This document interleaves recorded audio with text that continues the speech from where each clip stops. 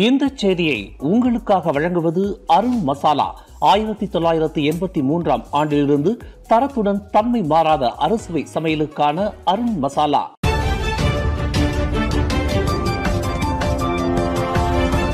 வணக்கம். திசைகளின் ஒரு மணி செய்திகள். மலேசியா கீனி நிருபர் பி நந்தகுமார் கைது. 20,000 ரிங்கெட் லஞ்சம் பெற்றதாக குற்றச்சாட்டு.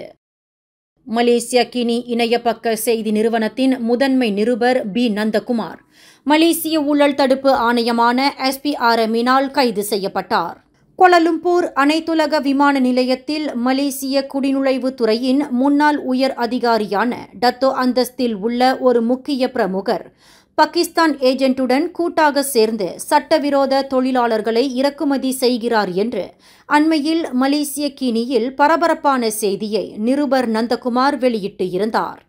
அந்த செய்தி தொடர்பிலேயே நிருபர் நந்தகுமார் நேற்று நள்ளிரவில் கைது செய்யப்பட்டார் என்று கூறப்பட்டது.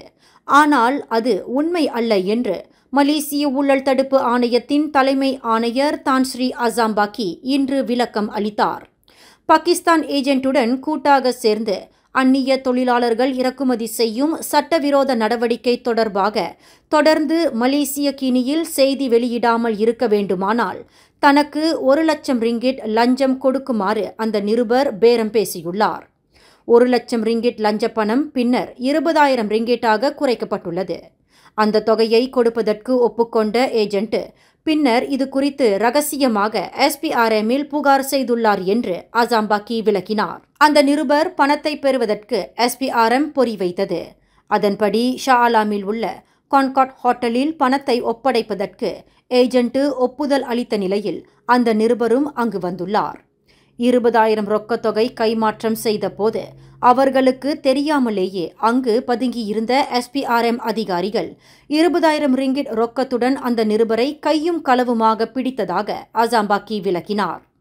இன்று காலையில் புத்ராஜயாவில் உள்ள மேஜிஸ்ட்ரேட் நீதிமன்றத்தில் நிறுத்தப்பட்ட அந்த நிருபர் விசாரணைக்கு ஏதுவாக 4 நாள் தடுத்து வைக்கப்படுவதற்கு SPRM நீதிமன்ற ஆணையை பெற்று இருப்பதாக அசாம்பாக்கி தெரிவித்தார். இதனிடையே தங்கள் நிருபர் நந்தகுமார் கைது செய்யப்பட்ட செய்தி தங்களை அதிர்ச்சிக்குள்ளாக்கியுள்ளதாக மலேசியா கீனி நிர்வாக இயக்குனர் RK ஆனந்த் தெரிவித்துள்ளார். தொழிலாளர் சேமநிதி வாரியமான EPF தனது சந்தாதாரர்களுக்கு 2024 ஆண்டுக்கான லாப ஈவாக 6.3 விழுக்காட்டை இன்று அறிவித்துள்ளது.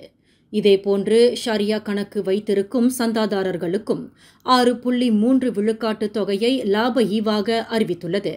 அண்மைய ஆண்டுகளில் EPF சந்தாதாரர்களுக்கு அறிவிக்கப்பட்ட லாப ஈவு விழுக்காட்டில் மிக உயரிய விழுக்காடாக இது கருதப்படுகிறது.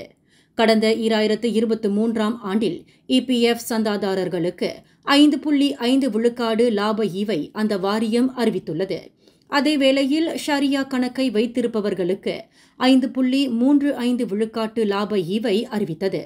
உலகளாவிய உள்நாட்டு பொருளாதார நிலைகள் சாதகமாக இருக்கின்ற நிலையில் EPF வாரியம் தனது சந்தாதாரர்களுக்கு கூடுதல் லாப ஈவு தொகையை அறிவித்துள்ளது. EPF-இன் அதன் பன்முக முதலீட்டு வியூகம், வலுவான சந்தை முதலீடு, நிலையான வருமானம், அதிகமான வெளிநாட்டு சொத்துக்கள் ஆகியவற்றின் அடிப்படையில் 2024 ஆண்டில் லாப ஈவு விழுக்காட்டை அந்த வாரியம் நிர்ணயித்துள்ளது. வரும் 16வது பொதுத் தேர்தலில் அனைத்து மாநிலங்களிலும் மாசிசா போட்டியிடுவதற்கு தனது விருப்பத்தை தெரிவித்துள்ளது.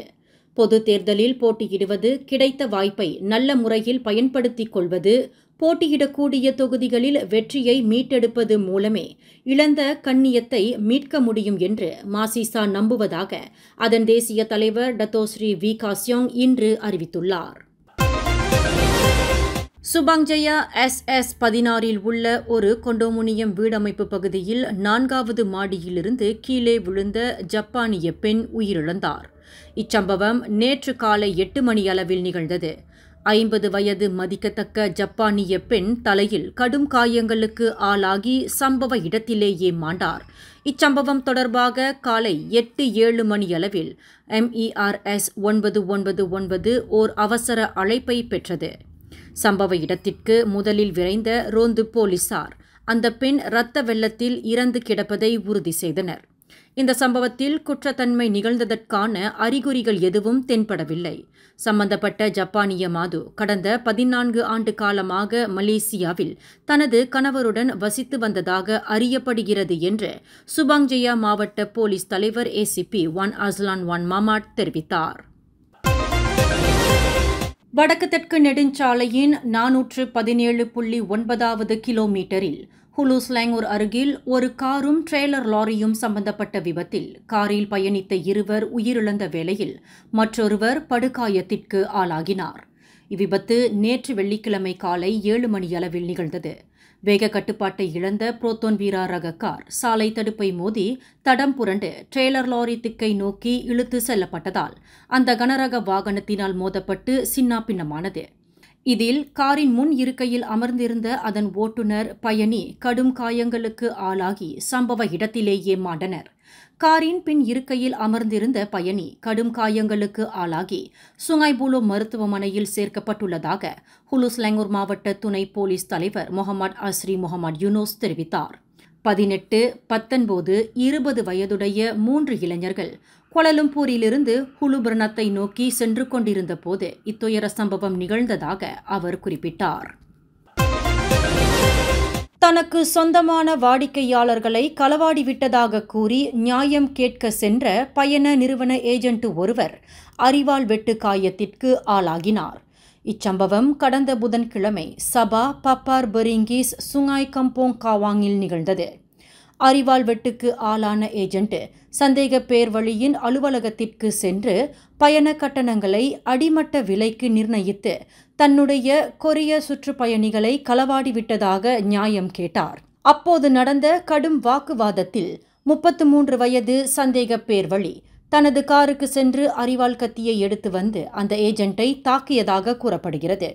கடும் காயங்களுக்கு ஆளான அந்த ஏஜென்ட் பொதுமக்களால் மருத்துவமனைக்கு கொண்டு செல்லப்பட்டுள்ள வேளையில் 33 வயது சந்தேக பேர் வழியை போலீசார் கைது செய்து இருப்பதாக பாப்பார் மாவட்ட போலீஸ் தலைவர் கமருடின் அம்போ சக்கா தெரிவித்தார். இந்த செய்தியை உங்களுக்காக வழங்கியது அருண் மசாலா. 1983ஆம் ஆண்டிலிருந்து தரத்துடன் தன்மை மாறாத அறுசுவை சமையலுக்கு அருண் மசாலா. மேலும் செய்திகளை தெரிந்து கொள்ள கீழே இருக்கும் பெல் பட்டனை அழுத்துங்கள். உங்கள் மகிழ்ச்சியை வெளிப்படுத்த லைக் மற்றும் ஷேர் செய்யுங்கள். தொடர்ந்து திசைகளோடு இணைந்திருக்க சப்ஸ்கிரைப் செய்யுங்கள்.